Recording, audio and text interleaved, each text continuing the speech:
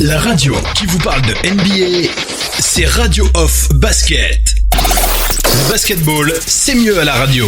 Let's get right into it because when you think about the Boston Celtics and the Philadelphia 76ers guys, especially this Boston Celtics team, the expectations this year, what are you expecting from them? I'm expecting great things, and I want Jason Tatum to be happy. He should be the first option. Go back to his rookie season. I want that Jason Tatum because he looked comfortable. He knew he belonged in the NBA. He was scoring at will. Last season, he looked uncomfortable, unhappy. So he's got to get back to being happy. But I think he'll be happy if he's the first option. And then last but not least, Jaylen Brown. That brother can play defense. He can get out on the wing. He got his money now. So it's time for him to step forward and be the man that he could be as a basketball player. Wilbon Magic brought up Jason Tatum. He brought up Jaylen Brown. I have no argument with that. But excuse me, Gordon Hayward got paid too, $131 million. He can play at least before he got hurt a couple of years ago. Came back last year. They were a 500 team with him in the starting lineup. 16 games above 500 once they had him coming off the bench. How pivotal of a role do you expect him to play this year? It better be huge, and he better go back even further to his Utah days. They got to get that right. So we're going to find out tonight a lot. Is Jaylen Brown going to be in the starting lineup? Is he going to stay there? Gordon Hayward, is he better coming off the bench? That's something. The Celtics never used to have a problem with that because sixth man was always something they embraced. So that's what we're looking to on the Boston side, but you know what I'm looking for. Well, listen, Celtics-Sixers come up within the next half hour. They'll be on the 30 minutes past the hour. They're going up against one another tonight, obviously. When you look at the Philadelphia 76ers, guys, they're my favorites to come out of the Eastern Conference. I look at Joel Embiid, the acquisition of Al Horford. He's not on Boston anymore. He's here with you now. Even though Josh Richardson is no Jimmy Butler, he can still play. The combination of losing Butler and Redick concerns me. Their bench or lack thereof concerns me. But I still think the Philadelphia 76ers have the best starting five in the Eastern Conference. So say you. What do you say about that, Magic? I believe that, too. And also, too, when you think about Ben Simmons taking another step this year, and Joel Embiid has to empower Ben Simmons to take the shot, to be aggressive on the offensive end. Listen, you're not going to make every shot, Ben, but you got to look for the shot. And the more you make, the more you have more confidence in your jump shot. You have a lot of faith in Philadelphia? I do because of Embiid. Those tears he cried when that shot went bounce in, and they lost to Toronto, and Embiid was distraught. To me, with 5 turnovers. On the other side, of course, Kawhi Leonard scored a game-high 30 points. He was helped out by the Clippers bench, which outscored the Lakers 60-17.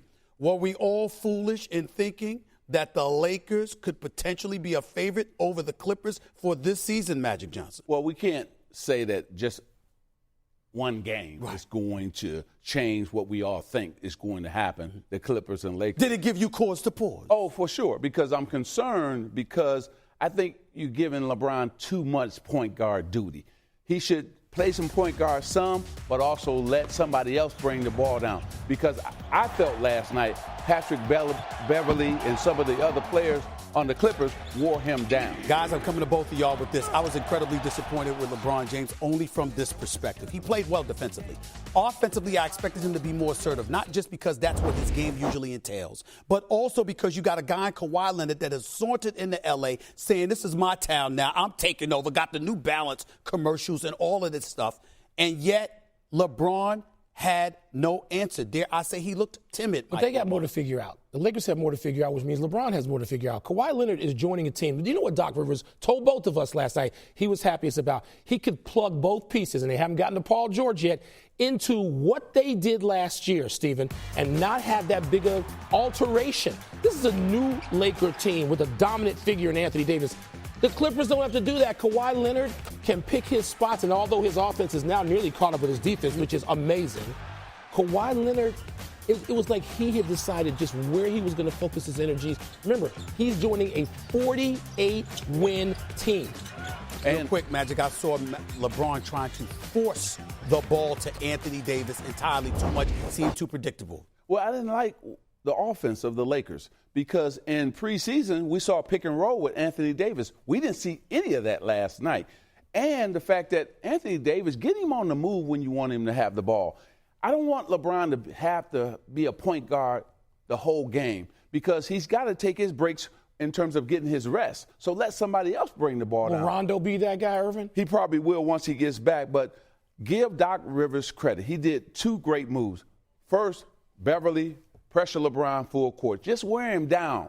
And then second, he took Zubac out early, like 2 minutes into the game, put his small lineup in, and that's when the Clippers actually took off. And Doc said before the game when asked, I've got to play this by ear. I don't think he knew. He said he didn't know when he was going to go small, thought he was going to do it early.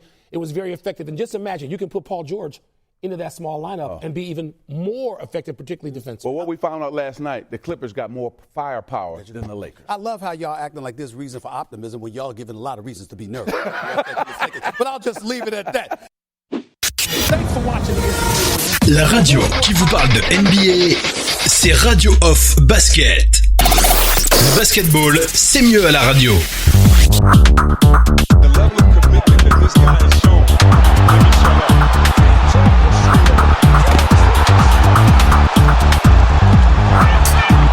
That's the way to get your first bucket, Mark. The steal and the finish. Allow me to introduce myself.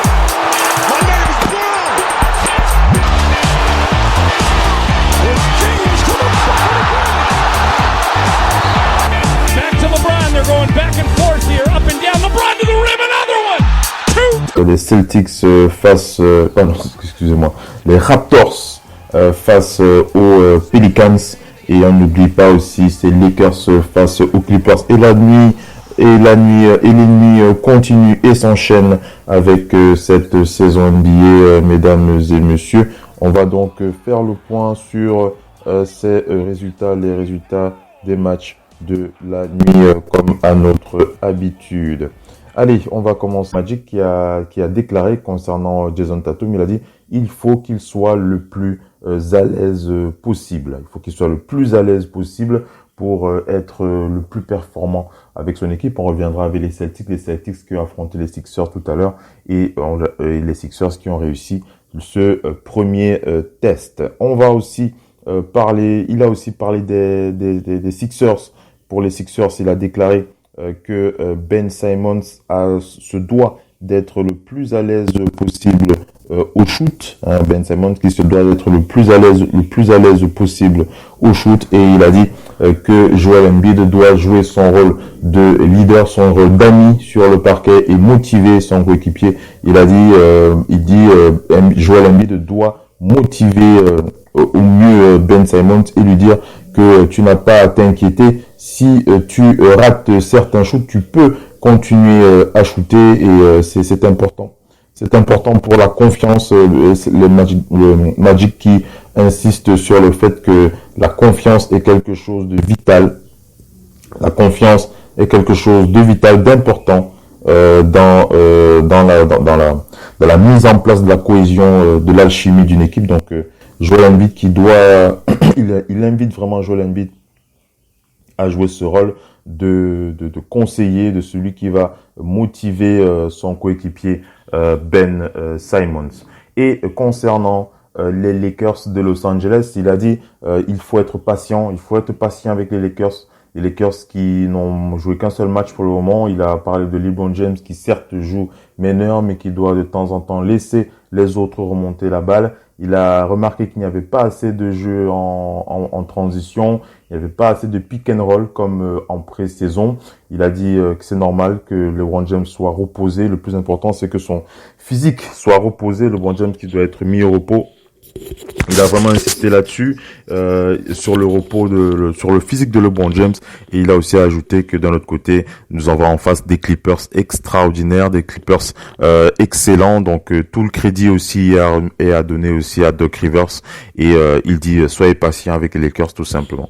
Voilà un peu ce que l'on va retenir des propos de Magic Johnson. C'était avec Stephen A. Smith il y a encore quelques heures. On enchaîne avec les résultats des matchs de la nuit, mesdames et messieurs, avec deux gros dossiers. Le premier dossier, c'est l'extraordinaire match de Kyrie Irving.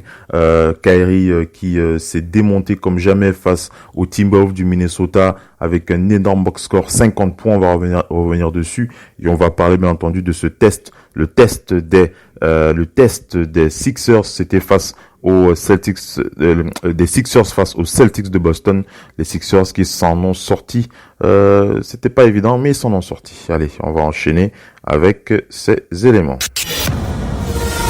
La radio qui vous parle de NBA, c'est Radio Off Basket. Le basketball, c'est mieux à la radio.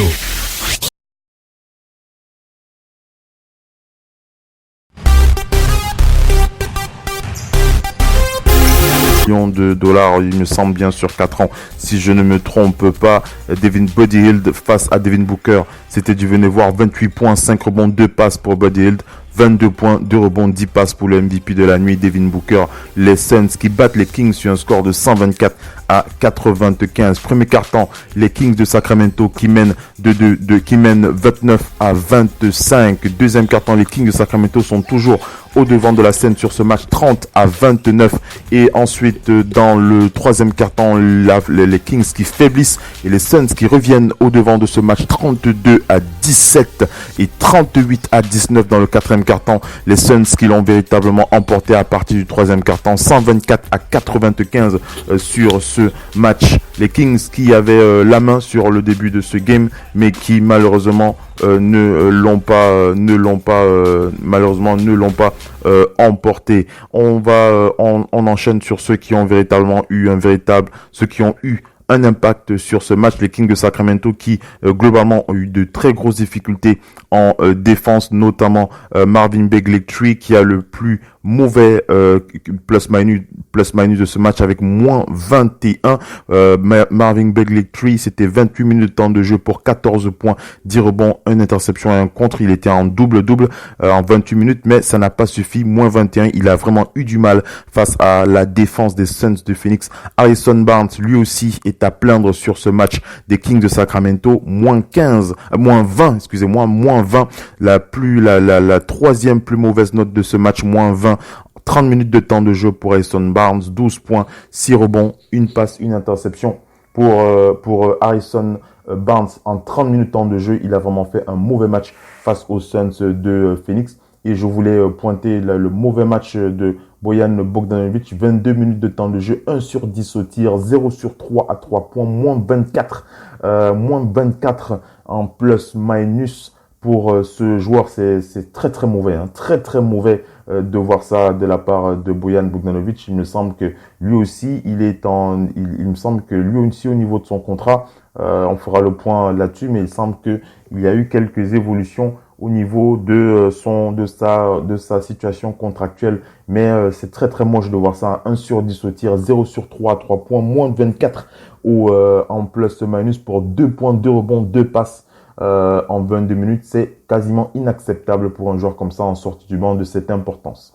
On vous l'a dit, hein, c'est Buddy Hield qui a tenté de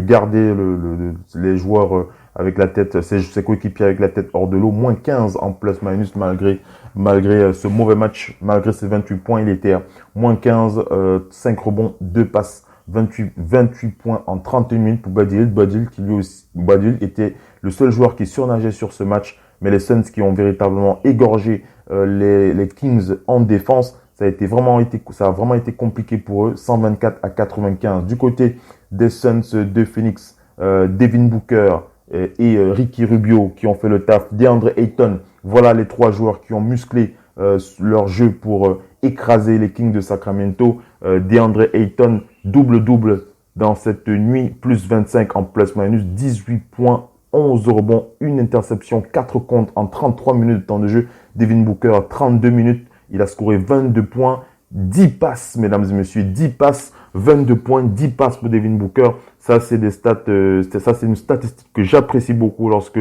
je pense à Devin Booker. Vous connaissez sa capacité à scorer. Devin Booker, on le rappelle, c'est monsieur 70 points ou monsieur 71 points. Si mes souvenirs sont bons, en 32 minutes, il a quand même distribué 10 passes qu'on va motiver. Allez, on va notamment parler au niveau des remplaçants. On va parler du Malien, le Thunder qui le Thunder qui s'est donc rendu dans l'Utah. On rappelle que du côté de NBA TV, ils ont montré notamment la cérémonie, l'officialisation du statut d'Utah comme nouvelle ville, la nouvelle zone qui va accueillir 22.3, 8 rebonds, 3 passes décisives. Écoutez, on vous passe rapidement une petite pub et on revient le temps d'effectuer un petit réglage. La radio qui vous parle de NBA, c'est Radio Off Basket. Le basketball, c'est mieux à la radio. Right into it because when you think about the Boston Celtics and the Philadelphia 76ers guys, especially this Boston Celtics team, the expectations this year, what are you expecting from them? I'm expecting great things, and I want Jason Tatum to be happy. He should be the first option. Go back to his rookie season. I want that Jason Tatum because he looked comfortable. He knew he belonged in the NBA. He was scoring at will. Last season, he looked uncomfortable, unhappy. So he's got to get back to being happy. But I think he'll be happy if he's the first option. And then last but not least, Jaylen Brown. That brother can play defense. He can get out on the wing. Mm-hmm. He got his money now. So it's time for him to step forward and be the man that he could be as a basketball player. Wilbon Magic brought up Jason Tatum. He brought up Jaylen Brown. I have no argument with that. But excuse me, Gordon Hayward got paid too, $131 million. He can play at least before he got hurt a couple of years ago. Came back last year. They were a 500 team with him in the starting lineup. 16 games above 500 once they had him coming off the bench. How pivotal. La radio qui vous parle de NBA, c'est Radio Off Basket. Le basketball, c'est mieux à la radio.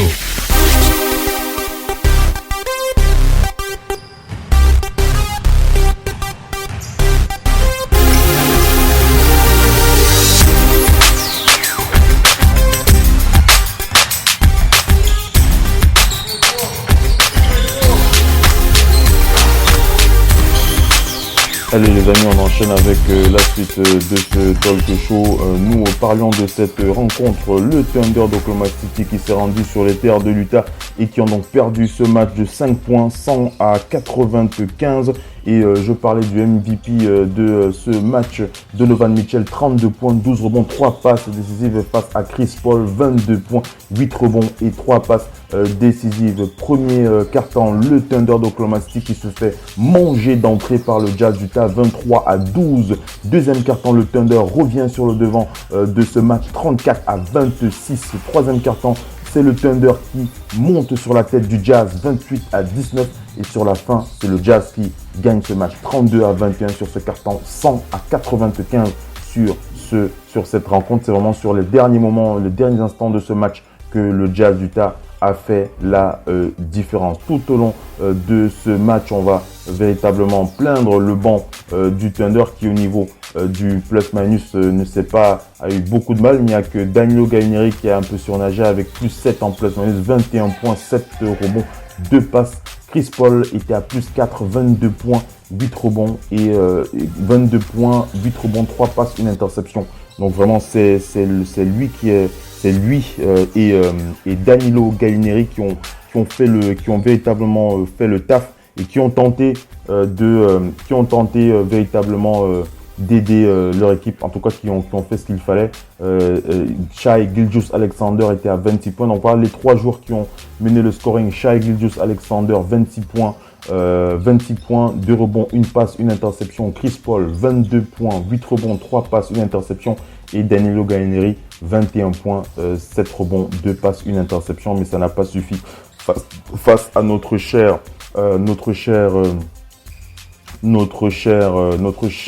Donovan Mitchell, mesdames et messieurs. Donovan Mitchell, MVP de ce match, 36 minutes dans le jeu, 14 sur 22 au tir, 1 sur 3 à 3 points. Ça a été faible au niveau de son adresse à longue distance. Il a beaucoup plus été, il a plutôt été adroit. Il a plutôt été adroit au tir à mi-distance, 32 points, plus 9, 12 rebonds, 3 passes, 1 interception, 32 points et 12 rebonds.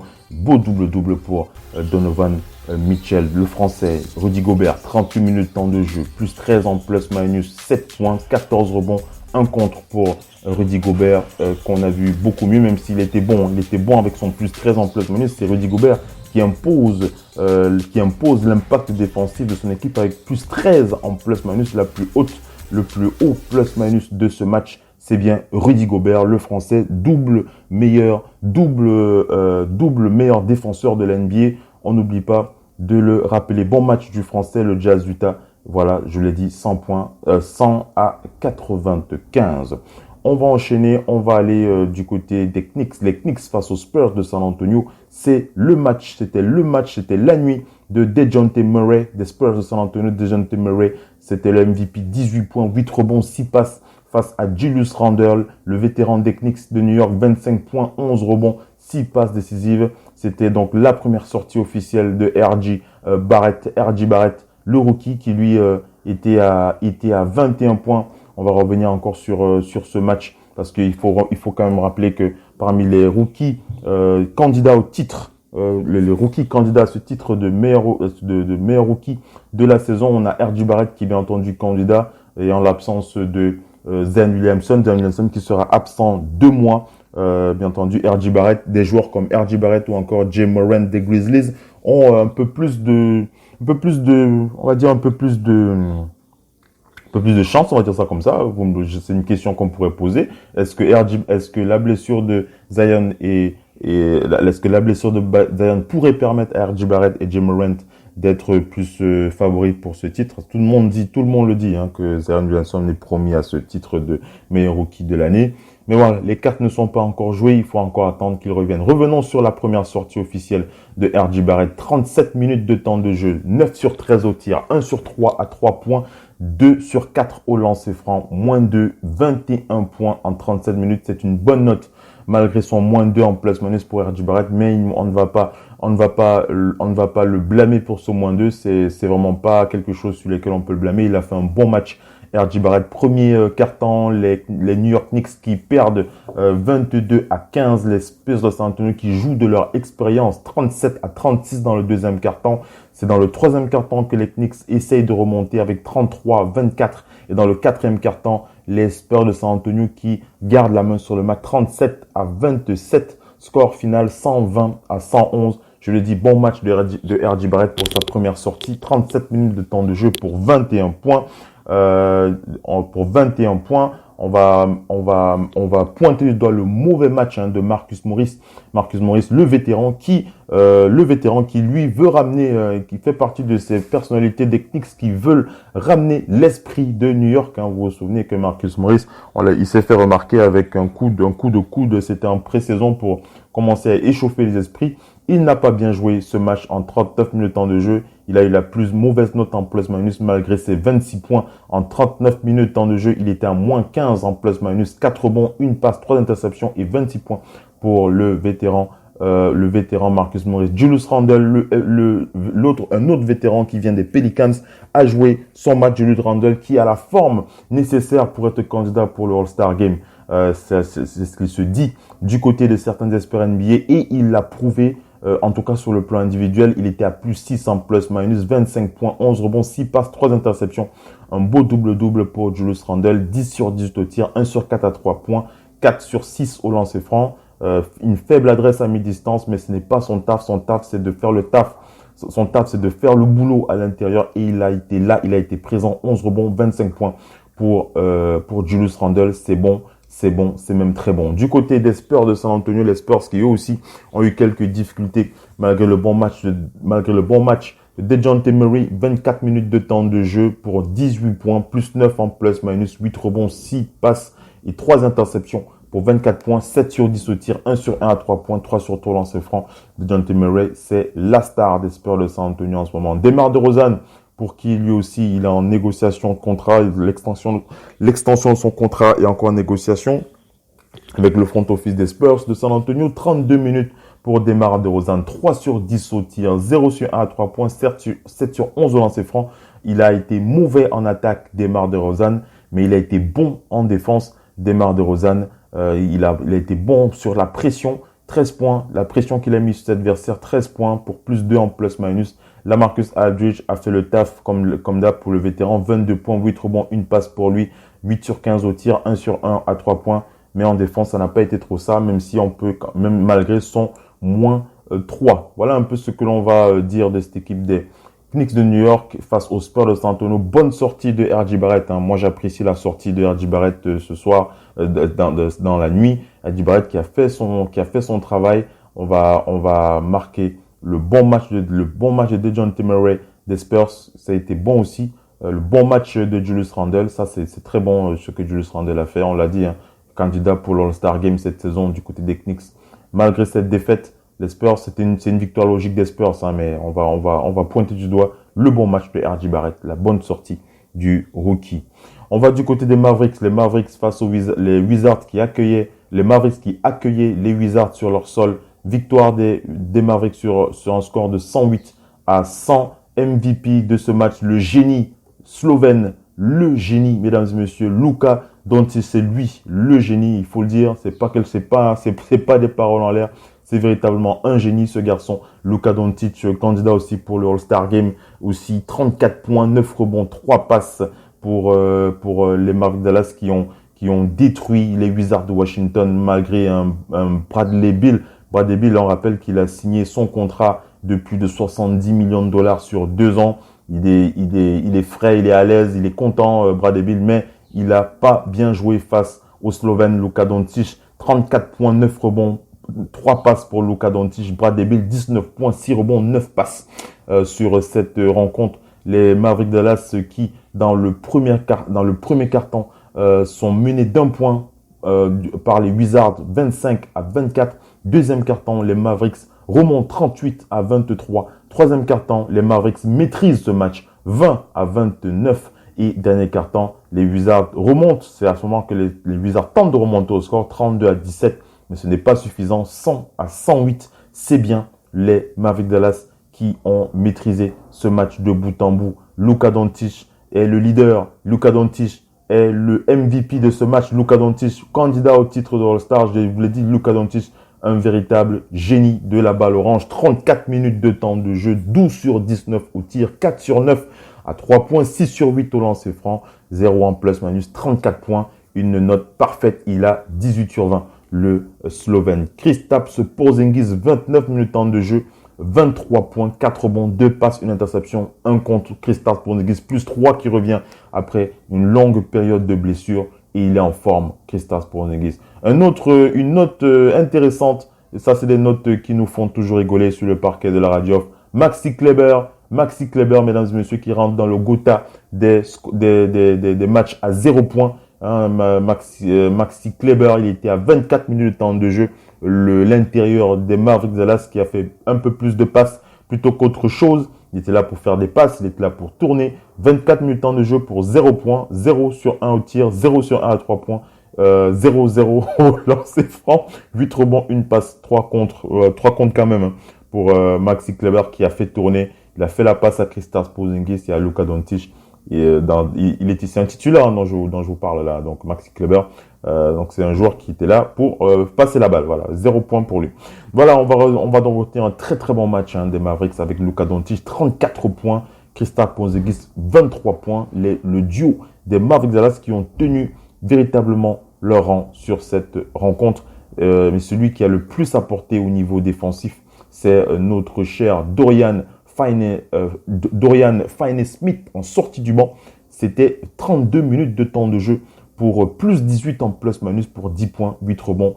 Ce cher Dorian Finney-Smith qui en sortie du banc a vraiment aidé à étouffer l'attaque des Wizards de Washington et qui sort de ce match avec ce très beau plus 18 avec 10 points pour lui, hein, on va vraiment le féliciter en sortie du banc. Il a vraiment aidé son équipe, ce cher Finney-Smith. Du côté des Wizards de Washington, on vous l'a dit, Bradley Beal et ses coéquipiers qui auraient pu faire beaucoup mieux que ce qu'ils ont fait. Mais je vais plutôt m'intéresser aux Japonais, le samouraï Rui Hachimura, mesdames et messieurs. Rui Hachimura, c'est l'autre joueur que je vous annonce, que je vous invite à observer. Rui Hachimura, candidat au titre de rookie de l'année. Rui Hachimura, c'est un joueur extrêmement propre, c'est un joueur bon à voir jouer. Il est bon, Rui Hachimura. Rui Hachimura. Alors on passe une petite pub et puis on va essayer un problème là. La radio qui vous parle de NBA, c'est Radio Off Basket. Le basketball, c'est mieux à la radio. Because when you think about the Boston Celtics and the Philadelphia 76ers guys, especially this Boston Celtics team, the expectations this year, what are you expecting from them? I'm expecting great things, and I want Jason Tatum to be happy. He should be the first option. Go back to his rookie season. I want that Jason Tatum because he looked comfortable. He knew he belonged in the NBA. He was scoring at will. Last season, he looked uncomfortable, unhappy. So he's got to get back to being happy, but I think he'll be happy.